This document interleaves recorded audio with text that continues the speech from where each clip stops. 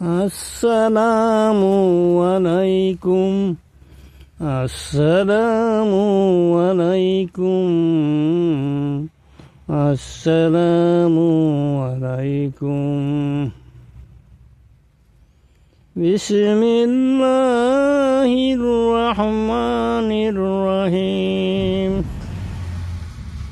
বিসমিল্লাহির রহমানির রহিম বিসমিল্লাহির রহমানির রহিম আমি মনে প্রাণে বিশ্বাস করি হে সবচেয়ে বড় নূরময় চির সুন্দরতম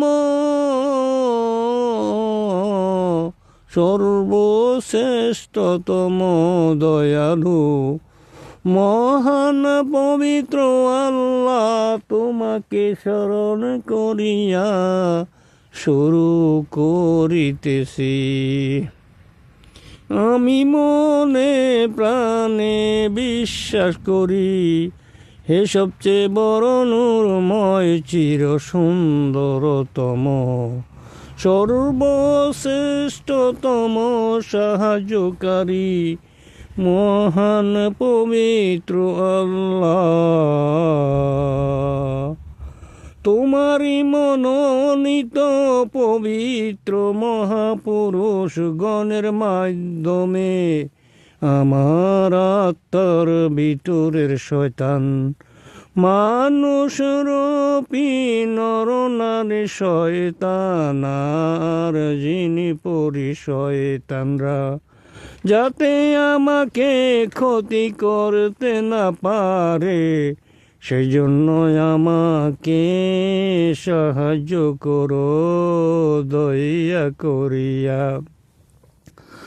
আমি মনে প্রাণে বিশ্বাস করি হে সবচেয়ে বড় নূরময় চির সুন্দরতম সর্ব কিছুরই সৃষ্টিকর্তা সব কিছুরই মালিক সকল সর্বশ্রেষ্ঠতম শক্তিশালী সকল ক্ষম সর্বশ্রেষ্ঠতম ক্ষমতার অধিকারী মহা সর্বশ্রেষ্ঠতম দয়ালু মহান পবিত্র আল্লাহ তুমি একজনই তোমার আকার আছে।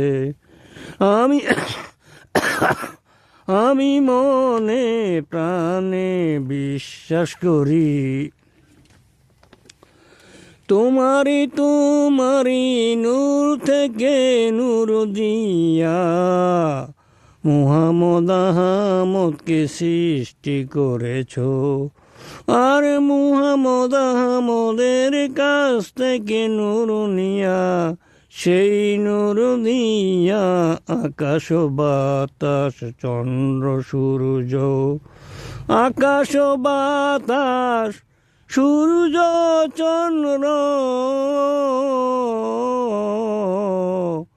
গাছপালা তরুলতা কীট পতঙ্গ পশু পাখি শ্যামল সুন্দর সোনালি মাঠ পানি মাছ সমুদ্র পানি মাছ জিনি মানুষ ফেরেশতা ইত্যাদি সৃষ্টি করিয়াছো অর্থাৎ মুহাম্মদ আহমদকে সৃষ্টি না করিলে কোনো কিছুই সৃষ্টি করিতে না। আমি মনে প্রাণে বিশ্বাস করি আগুন দিয়া জিনকে বানাইয়াছো আর তোমারি নিজ আকৃতিতে মাটি দিয়া সুন্দর করিয়া বাবা আদমকে বানাইয়াছো আর বাবা আদমের প্রতিটি অঙ্গ প্রত্যঙ্গ থেকে অংশ নিয়া মা হাওয়াকে বানাইয়াছ, যাতে করে মা হাওয়ার কাছ থেকে বাবা আদম সব সময় শান্তি পাওয়ার জন্য।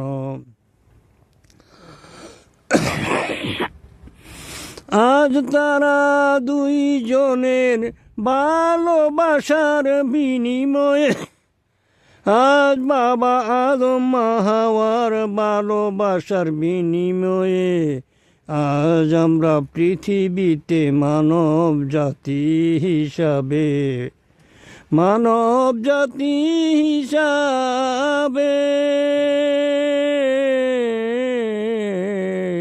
মানব জাতি হিসাবে আমি মনে প্রাণে বিশ্বাস করি, আল্লাহ তুমি মানুষের আত্মার ভিতরে মধ্যস্থানে তাকো। সূরা যারিয়াতের 21তম আয়াত।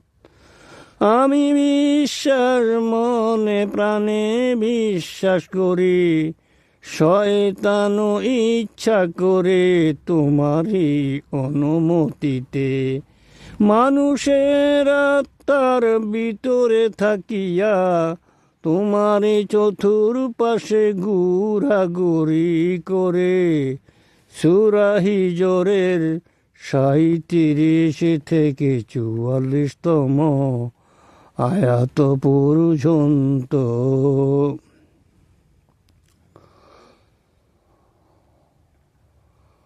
মানুষ বানাইয়াছ কর্ম করার জন্য, আমি মনে প্রাণে বিশ্বাস করি, আল্লাহ তুমি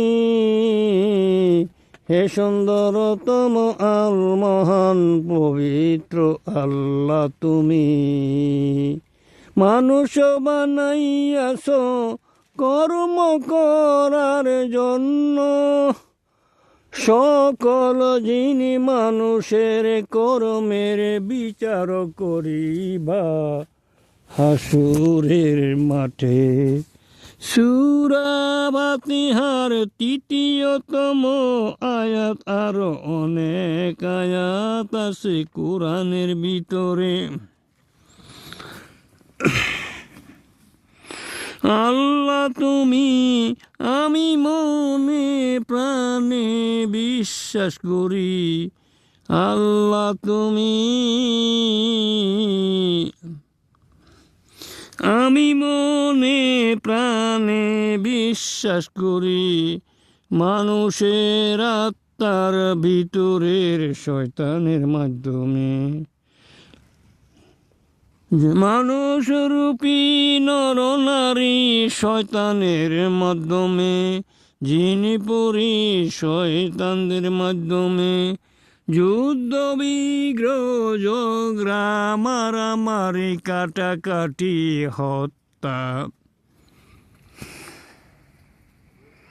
দুর্ব্যবহার গালাগালি ইত্যাদি হওয়ার হুকুম হয়ে যায় আল্লাহ তোমারই পক্ষ থেকে।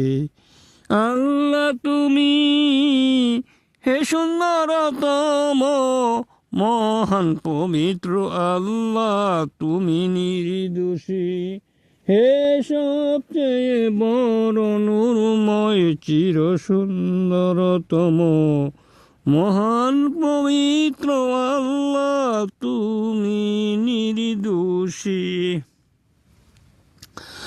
আমি মনে প্রাণে বিশ্বাস করি, সকল যিনি মানুষের কর্মের বিচার করিবা হাসরের মাঠে। সূরা ফাতিহা সহ আরো অনেক আয়াত আছে কোরআনের ভিতরে। আমি মনে প্রাণে বিশ্বাস করি, মানুষের কর্ম অনুযায়ী জাহান্নামে বা বেহেশতে যাবে। মানুষ কর্মের অনুসারে বা কর্ম অনুযায়ী জাহান্নাম জান্নাতে যাবে। সূরা আহকাফের 19তম আয়াত। সূরা আহকাফের 19তম আয়াত। সূরা আহকাফের 19তম আয়াতে আমি মনে প্রাণে বিশ্বাস করি, সৎ কর্ম আর নামাজ এক নয়। আমি মনে প্রাণে বিশ্বাস করি, সৎ কর্ম আর নামাজ এক নয়। সূরা আম্বিয়ার 73তম আয়াতে আরো আয়াত আছে কোরআনের ভিতরে কর্মের ব্যাপারে। কোরআনের ভিতরে 366 বারের চেয়েও বেশি বলা আছে। আমি মনে প্রাণে বিশ্বাস করি, হে সুন্দরতম মহান পবিত্র আল্লাহ, তুমি কোরআনের ভিতরে 5 বার বলেছ সৎ কর্মশীলদেরকে সবচেয়ে বেশি ভালোবাসো। সূরা বাকারার 195তম আয়াত সংখ্যায়, সূরা আলে ইমরানের 134 আর 148তম আয়াত সংখ্যায়, সূরা মায়েদার 13তম আর সূরা মায়েদার 93তম আয়াত সংখ্যায় এই 5টি জায়গায় বলেছ সৎকর্মশীলদেরকে তুমি সবচেয়ে ভালোবাসো। কোথায় পাইলেন নামাজের হিসাব হবে? কোরআনে আল্লাহ 2 বার বলে দিয়েছে, কোন নামাজের ফলাফল দুনিয়াতে শেষ। নামাজের ফলাফল দুনিয়াতে শেষ। আমার প্রয়োজনে আমি নামাজ পড়ব। আল্লাহ কোরআনে বলেন, হে যারা আল্লাহর নূর পাকাপোক্ত করিয়াছো, তোমরা নামাজের মাধ্যমে ধৈর্য সহকারে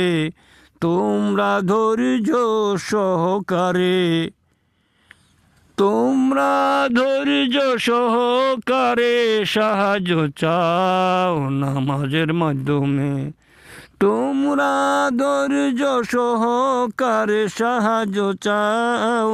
নামাজের মাধ্যমে আমার প্রয়োজনে আমি নামাজ পড়ব। নামাজ হলো আমারই ব্যক্তিগত, যেমন সূরা আলে ইমরানে জাকারিয়া প্রার্থনা করেছিল, সাহায্য চাইছিল, হে আল্লাহ আমাকে একা রাখিও না, আমাকে বংশ বিস্তার করাইও। উত্তরে এসেছিল, ইয়াহিয়া হবে তোমারই পুত্র সন্তান। হে সামেহে তোমার নামাজের খবর কি? ফলাফল তো মানুষকে জানাইয়া দিল। কোথায় পাইলেন একক তো নামাজ না পড়িনে?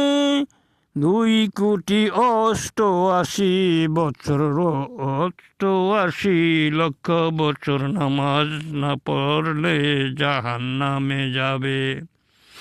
কোরআনে তো আল্লাহ বলেন, নামাজের ভিতরে যাহা বলো বা যাহা শোনো তাহা বুঝতে না পারিলে নামাজের জন্য দাঁড়াবে না।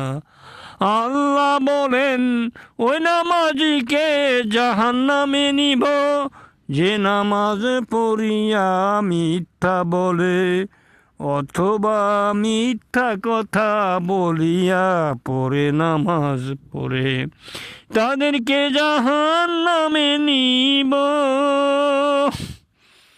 আমি মনে প্রাণে বিশ্বাস করি, আমি মনে প্রাণে বিশ্বাস করি, আল্লাহ তুমি সৎ কর্মশীলদেরকে সবচেয়ে বেশি ভালোবাসো। হাসরের মাঠে দল হবে চারটি, একটি দলের নাম সত্যবাদীদের দল, এই দলে সত্যবাদী বেশ্যাগণ, সত্যবাদী অভিনেতা অভিনেত্রীগণ, সত্যবাদী নায়ক নায়িকা, সত্যবাদী গায়ক গায়িকা, সত্যবাদী নর্তক নর্তকী, সত্যবাদী ইত্যাদিগণ যিনি মানুষ থাকিবে। এখানে তাদেরকে প্রশ্ন করা হবে, কে কোন বেহেশতে যাবে। সূরা মায়েদার 119তম আয়াত। দ্বিতীয় এই দলটি থাকবে হাসরের মাঠে, সুন্দরতম মহান পবিত্র আল্লাহর ডান পাশে।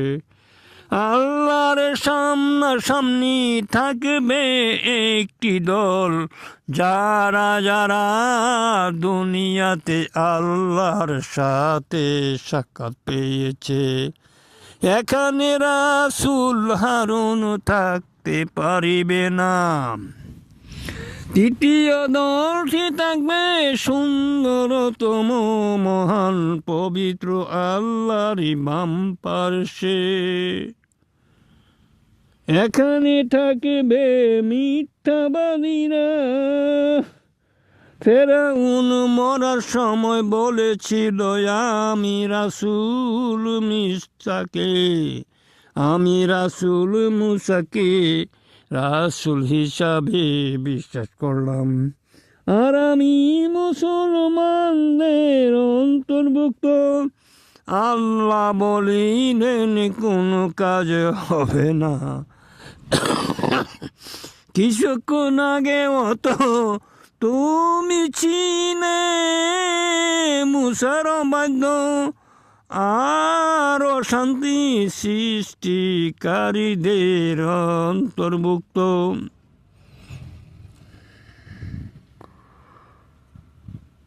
চতুর্থ দলটি থাকবে সুন্দরতম মহান পবিত্র আল্লাহর পিছনে। এখানে কারা কারা শরত না মানিয়া নামাজ পড়ে বা প্রার্থনা করে, শর্ত না মানিয়া উপযুক্ত না হইয়া যারা যারা প্রার্থনার ইমামতি করিয়া থাকেন, শরত না মানিয়া শরত না মানিয়া বা উপযুক্ত না হইয়া প্রার্থনার ইমামতি করিয়া থাকেন, শরত না মানিয়া বা উপযুক্ত না হইয়া ধর্মীয় শিক্ষক হইয়া থাকেন। আল্লাহ কোরআনে বলেন, যিনি আল্লাহকে পেয়েছেন তার কাছে যাও ধর্মীয় শিক্ষার জন্য, যেমন রাসূল মুসাকে পাঠাইয়াছিল খিজিরের কাছে। সূরা হিজর সূরা আহকাফের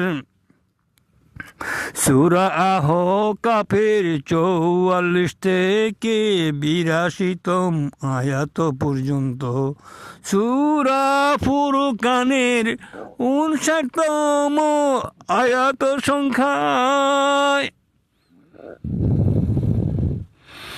শরত না মানিয়া উপযুক্ত না হইয়া ধর্মীয় ওয়াজ বা ধর্মীয় বক্তৃতা করিয়া থাকেন। যারা যারা যারা যারা সৈনিক থেকে রাজনীতি করে তারা থাকবে পিছনের দলে। যারা যারা রাসূলের অনুমতি না নিয়া ধর্মের প্রতিষ্ঠাতার অনুমতি না নিয়া অথবা যিনি আল্লাহকে পেয়েছেন তার অনুমতি ছাড়া ধর্মের নামে রাজনীতি করিয়া থাকেন।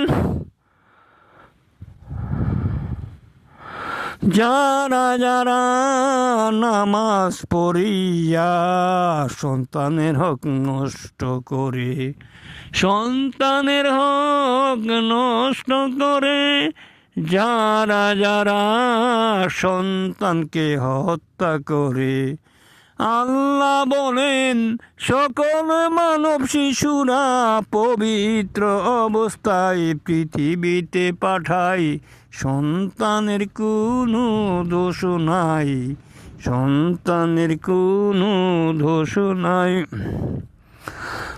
আরো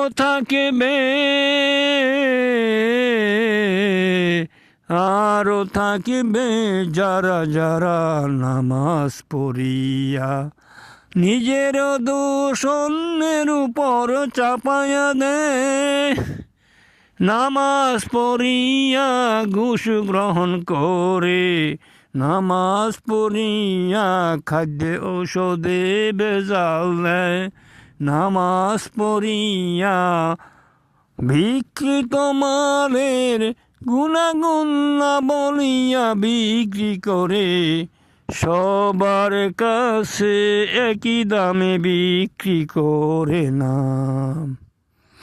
যারা যারা ধ্বংসাত্মক কাজ করে তারা থাকবে এই দলে। সেই ধ্বংসাত্মক কাজের সুদে আসল কিয়ামত পর্যন্ত বাড়তে থাকবে, সুদে আসলে বাড়তে থাকবে। আরো থাকবে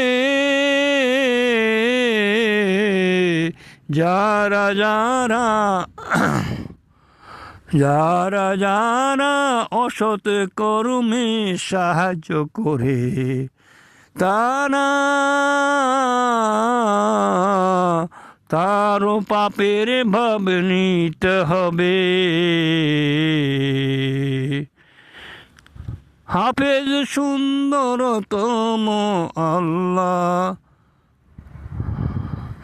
হাফেজ সুন্দরতম আল্লাহ, হাফেজ সুন্দরতম আল্লাহ।